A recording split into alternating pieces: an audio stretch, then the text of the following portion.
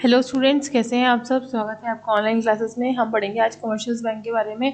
Commercial bank क्या होते हैं, कैसे कमर्शियल बैंक्स को कैटेगराइज किया जाता है और उनकी स्लो ग्रोथ का कारण क्या होता है। इंडिया में जो कमर्शियल बैंक्स की ग्रोथ है वो बहुत ही स्लो स्पीड से है, तो उनका कारण क्या है। तो सबसे पहले देखते हैं कमर्शियल बैंक होते क्या हैं। ऐसे बैंक्स जो कि दोज हु एस्टेब्लिशमेंट और operations taken under the Indian banking companies act, मतलब जो इंडियन बैंकिंग कंपनीज एक्ट के अंदर रजिस्टर्ड है वो सारे बैंक होते हैं कमर्शियल बैंक, जिनका ऑपरेशन एंड एस्टैब्लिशमेंट उस एक्ट के दायरे में हुआ गया है। और ऐसे बैंक्स जो रजिस्टर्ड है कंपनीज एक्ट में, उनको दो नाम दिए गए हैं, मिक्स्ड कैपिटल या फिर joint stock banks. Mix capital और जॉइंट स्टॉक बैंक्स भी इनको कहा जाता है।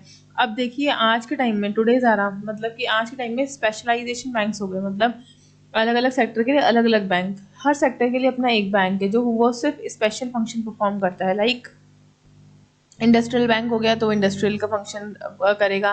रिजर्व बैंक हो गया तो वो मॉनेटरी पॉलिसीज देखेगा। कमर्शियल बैंक है तो सॉरी डिपॉजिट एक्सेप्ट करेगा, पब्लिक के शॉर्ट टर्म लोन्स देने का काम करेगा, इंडस्ट्रियलिस्ट का काम करेगा। तो ऐसे करके बहुत सारे अलग अलग बैंक है। रीजनल रूरल बैंक्स होते हैं जो सिर्फ गाँव में ऑपरेट करते हैं। तो ऐसे करके हर बैंक अपने स्पेशलाइज सेक्टर में खोला गया है। अब देखते हैं आगे क्या बोलते हैं। Commercial bank provide advances to the short term loans on the mortgage of liquid assets, मतलब कमर्शियल बैंक क्या करते हैं, शॉर्ट टर्म लोन्स प्रोवाइड करने का काम करते हैं। और उसके बदले में क्या लेते हैं, mortgage, liquid asset, securities, trade bill, goods, कुछ भी आपके बदले में उसका आपसे मॉर्टगेज रखवाकर, मॉर्टगेज मतलब कि गिरवी रखवाकर, उसको उस चीज़ को गिरवी रखवाकर और आपको लोन प्रोवाइड कर देते हैं। These days commercial banks also provide agricultural credit। Agriculture में भी आजकल लोन ले सकते हैं हम। इंडिया में 27 नेशनल बैंक्स है, 142 बैंक्स जो हैं वो कमर्शियल बैंक के अंदर इंक्लूडेड हैं। फॉर एग्जांपल BOB, PNB, नाम सुने ही होंगे आपने सारे। इलाहाबाद बैंक, देना bank, central bank, bank of India, Indian bank, की सारे बैंक्स के नाम हैं। बहुत सारे और भी XYZ 142 अदर बैंक्स हैं। तो ये सारे बैंक्स जो हैं कमर्शियल बैंक के अंडर में रजिस्टर्ड है। तो कमर्शियल बैंक्स कौन से होते हैं, जो कि एस्टैब्लिश और ऑपरेटेड होते हैं इंडियन बैंकिंग कंपनीज एक्ट के अंदर। 1949 में जो ये एक्ट बना था उसके अंदर जो रजिस्टर्ड है और ऑपरेट होते हैं, और जो कि नॉर्मल बैंकिंग फंक्शंस करने का भी काम करते हैं। शॉर्ट टर्म लोन्स प्रोवाइड करते हैं, advances, discounting of the bill करते हैं, और business and working in the great agent for the customers. Agent का, एक कस्टमर के लिए उसके एजेंट का भी काम करते हैं। उनके ड्यूज भरना, उनके बिल्स कलेक्ट करना, पे ऑफ करना, और सारे काम भी बैंक का होता है। तो क्लियर है कि रिजर्व बैंक जो है इंडिया में, and the state bank of India does not come in this category of the reserve bank of India. मतलब कि जो SBI और RBI है वो इस कैटेगरी से अलग हैं, ये लोग अलग हैं। इट इज सेंट्रलाइज बैंक की सेंट्रल लेवल पे जो बैंक चलते हैं वो है। इनकी लाइबिलिटी, इनकी मॉनेटरी पॉलिसी, इनके एस्टैब्लिशमेंट सब कुछ अलग होते हैं। बैंकिंग कंपनीज एक्ट 1949 में ये रजिस्टर्ड नहीं होते हैं, ये खुद सेपरेट बॉडीज हैं। Foreign banks are formed under banking. जो फॉरेन बैंक्स हैं वो भी इस एक्ट के दायरे में ही काम करते हैं, लेकिन उनका मेन फंक्शन क्या होता है, सिर्फ फॉरेन एक्सचेंज करना, ना कि कमर्शियल बैंक वाले फंक्शन वो ऑपरेट करते हैं।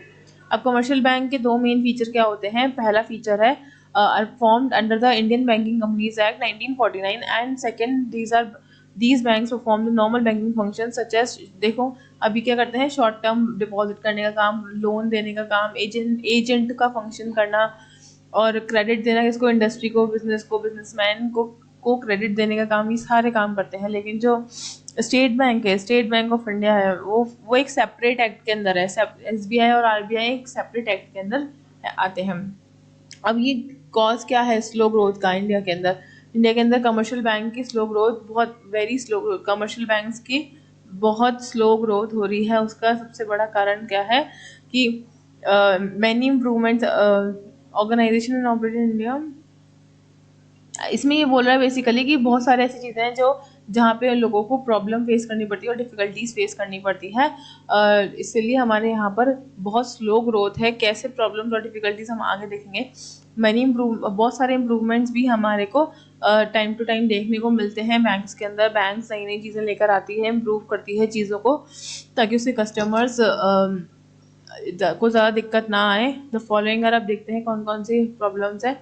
Indian commercial banks are unequal and imbalanced developed, मतलब कि अनइक्वल एंड इम्बैलेंस्ड, यहाँ के जो बैंक्स हैं वो इतने मतलब इम्बैलेंस है, यहाँ के काम वाम इनके करने के तरीके, लोगों की तरफ उनका, बैंक की तरफ उनका एटीट्यूड, लोगों का, वो सब चीज़ें मिसमैच करती हैं। Like rich regional countries like Bengal, Chennai, Maharashtra, Punjab, Uttar UP, ये जो बड़ी बड़ी स्टेट्स हैं वहाँ पे सब ग्रोन है, and other sectors like Rajasthan, Assam, Orissa, Bihar are not developed sufficiently.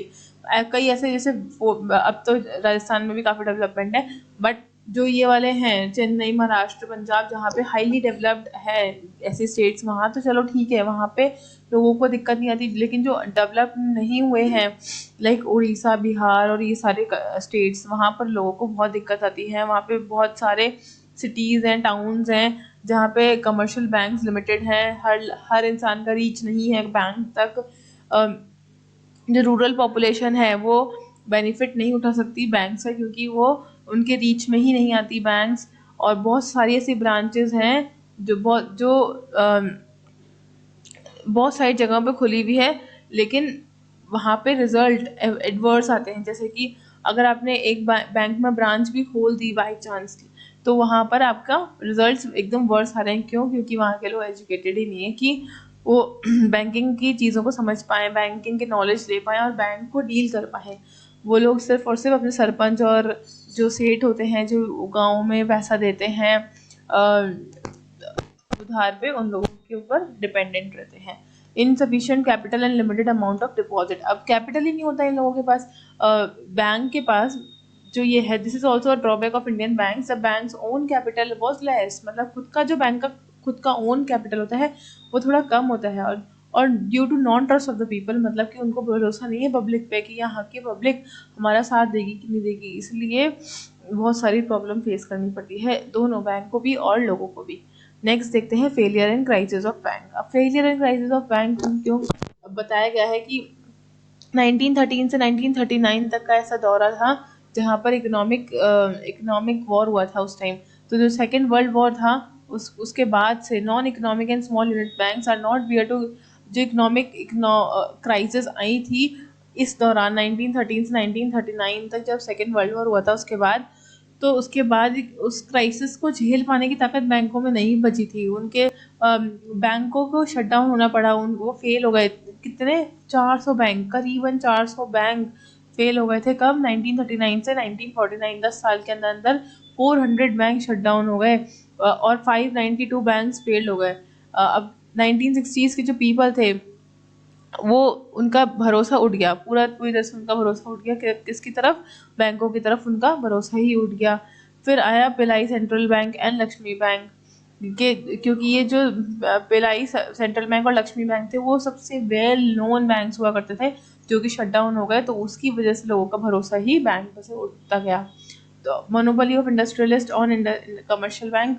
अब मोनोपोली होता था, जो इंडस्ट्रियलिस्ट होते थे, जैसे कि मैंने आपको बताया कि ऐसे लोग जो बहुत ज़्यादा पैसे वाले होते हैं सॉरी, और ना जो पॉलिटिकल लीडर्स होते हैं वो लोग क्या करते हैं, छोटे छोटे गाँव में जाके उधार पे पैसा दे देते हैं, मॉर्टगेज भी नहीं रख पाते ऐसे करके। तो फिर मोनोपोली जहाँ पर आ जाती है वहाँ पर भरोसा बैंकों पे से उठ जाता है। तो यहाँ मोनोपोली का एक एग्जाम्पल दिया गया है 19 जुलाई को जो किस्सा हुआ था।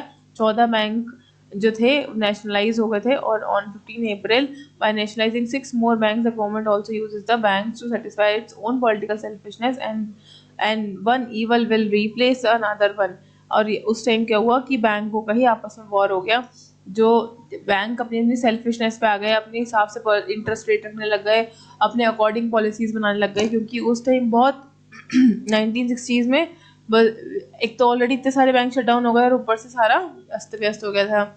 Absence of able train and efficient employ, उस टाइम लोग इतने पढ़े लिखे हुआ ही नहीं करते थे कि इतनी जल्दी बैंकिंग सेक्टर की नॉलेज ज़्यादा लोगों को होती नहीं थी। बहुत कम लोगों को पता होता था कि कैसे ऑपरेट करना है, और जो सिलेक्शन और प्रमोशंस होते थे वो भी उस लेवल के नहीं होते थे, और अच्छी से अच्छी ट्रेनिंग नहीं मिलती थी लोगों को, अच्छा ज्ञान नहीं होता था, तो वहाँ पे सिलेक्शन भी नहीं होता था। Maximisation of the small stake units of bank, one major drawback of the central bank, अब कमर्शियल बैंक की मेजर ड्रॉबैक क्या था, ड्यू टू इनसफिशिएंट कैपिटल, उनके पास कैपिटल ही नहीं हुआ करता था, तो वो इकोनॉमिकली इतने स्ट्रांग नहीं हुआ करते थे। तो ये उसी टाइम की बात कर रही हूँ, 1960s की। 256 were non schedule banks were those paid up capital and reserve funds were less than 5 lakh, सिर्फ और सिर्फ 5 लाख से कम रुपए पे ऑपरेट हो रहे थे। कितने, 250 बैंक ऐसे थे। तो वो बहुत बड़ा क्राइसिस आ गया था अपने कंट्री पे उस टाइम, इकोनॉमिक वॉर हो गया था वहाँ। अब उनको कोई सही डायरेक्शन मिला नहीं, उन्होंने कभी राइट स्टेप लिया नहीं, राइट डिसीजन लिया नहीं, तो उस टाइम काफ़ी भरोसा उठ गया था बैंक्स पर। Wrong policies and investment on loans, अब लॉन्ग पॉलिसीज ऑफ इन्वेस्टमेंट मतलब लोगों को पता नहीं था कि कहाँ अच्छा पैसा मिलेगा, कहाँ इन्वेस्ट करना चाहिए, कहाँ नहीं करना चाहिए, कौन सी कंपनी की अच्छी गुडविल है, कौन सी कंपनी आपको अच्छे रिटर्न्स फ्यूचर में प्रोवाइड करेगी। तो उस टाइम बिल्कुल भी नॉलेज हुआ नहीं करती थी, लोग भेड़ चाल में देख के और इन्वेस्ट करने लग जाते थे। तो वो सब चीज़ों को वहाँ पे मतलब एक तो इन्वेस्टमेंट पॉलिसीज़ भी अच्छी नहीं थी, लोगों में इतनी नॉलेज भी नहीं थी, और लोन क्राइटेरियाज भी ज़्यादा सही नहीं हुआ करते थे। तो बहुत सारी डिफ़िकल्टीज, मेनली किसको, पुअर पीपल जो थे हमारी कंट्री में, उन लोगों को सबसे ज़्यादा परेशानी उठानी पड़ी। Mutual competition among the banks, अब बैंक के बीच में नॉन इकोनॉमिक वॉर भी यहाँ पर देखने को हमको मिल रहा है कि म्यूचुअल कंपटीशन जो होता है वो बहुत तगड़ा हो गया था। लोग बहुत ज़्यादा हो गए थे कि लोग डिपॉजिट करा रहे हैं तो सब जने एक ही बैंक में कराने लग गए, जिसकी हाई रेट है, जिसकी लो रेट है, वहाँ पर पब्लिक ने पैसा ही नहीं जमा कराया। फिर एक ने हाई करी तो दूसरे ने भी हाई करी, फिर उसको देख के तीसरे ने भी हाई करी अपनी इंटरेस्ट रेट, ऐसे करके प्राइस वॉर भी आप कह सकते हैं, और बैंक के बीच में आपस में इंटर बैंकिंग वॉर हो गया था। इग्नोर्ड पॉलिसीज ऑफ गवर्नमेंट में क्या है कि गवर्नमेंट ने ट्राई किया था आफ्टर इंडिपेंडेंस की काफ़ी सुधार आ जाए, लेकिन यहाँ पर हमको इतना सुधार देखने को नहीं मिला, क्योंकि एकदम से नहीं हो सकता ये पॉसिबल। तो लेकिन वहाँ पे 14 बिग बैंक्स नेशनलाइज हुए थे। Government showed up effective step, government ने बहुत अच्छा काम उस टाइम किया भी था, लेकिन special care of the work operation of the other banks. Today the computerisation of the banks, their growth is trying to improve. लेकिन आजकल आपको देखने को मिलेगा, उसने बहुत अच्छा काम किया था ताकि बैंक का इंटरेस्ट लूज ना हो लोगों के बीच में। और आज भी क्या बोलते हैं, बैंकिंग सेक्टर में बहुत ज़्यादा इम्प्रूवमेंट गवर्नमेंट की तरफ से देखने को मिला है। 10th, absence of effective control of RBI. बहुत ज़्यादा कंट्रोल अगर आरबीआई करेगी तो बैंक अपने अकॉर्डिंग नहीं डील कर पाएगी कस्टमर से, और उससे क्या होगा, लोगों का डिस्ट्रस्ट होगा। तो रिजर्व बैंक को भी अपने लिमिटेशंस रखने चाहिए कि आपको बहुत ज़्यादा सख्ती नहीं बरतनी चाहिए, कमर्शियल बैंक को जैसा करना है वैसे करने देना चाहिए। अब बहुत ज़्यादा सख्ती बरसेगी तो it could not control effectively on these banks and of Reserve Bank of India and did not pay any effort to it। मतलब कि बहुत ज़्यादा क्राइसिस आ गया था, बहुत ज़्यादा एकदम स्ट्रिक्ट लॉज बना दिए थे आरबीआई ने, तो उस वजह से लोगों को उससे दिक्कत आई थी। फिर आरबीआई ने उसको बाद में जाके कंट्रोल करा है। बैंक्स ने पिटीशन डाला था उसके बाद 1992 में, ये सब चीज़ें कंट्रोल में आई, ये सब सिचुएशन कंट्रोल में आई, और उसके बाद लिबरलाइजिंग पॉलिसीज बनी गवर्नमेंट की, और कंट्रोल किया आरबीआई। कंट्रोल जो रखा था आरबीआई ने वो कम कर दिया।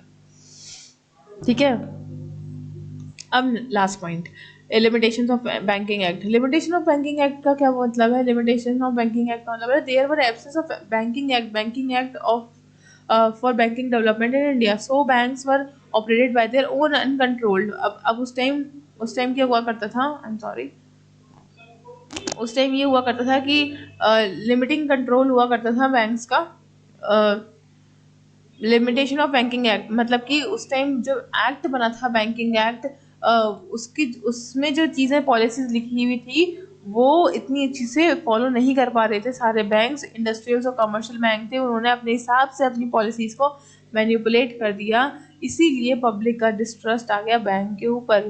पब्लिक का, उनकी ग्रोथ बहुत स्लो हो गई, क्योंकि पब्लिक ने ट्रस्ट करना ख़त्म कर दिया, क्योंकि बैंक ने खुद ही बैंकिंग एक्ट को फॉलो नहीं करा और अपनी मन मर्जियाँ चलाई। तो ये कुछ दिक्कतें थी कि क्यों इंडिया पीछे रह गया काफ़ी बैंकिंग सेक्टर में, लेकिन अब सबको ट्रस्ट है बैंक पे। पर देखते हैं अब बहुत अच्छी इम्प्रोवाइज्ड टेक्नोलॉजीज भी आ रही है बैंकिंग सेक्टर में, तो उम्मीद है कि बहुत आने वाले 10 सालों में बहुत अच्छा काम कर जाएगी बैंकिंग कंपनीज। तो इसी के साथ यही क्वेश्चन खत्म करते हैं अपना, नेक्स्ट क्वेश्चन नेक्स्ट क्लास में देखेंगे। Thank you so much.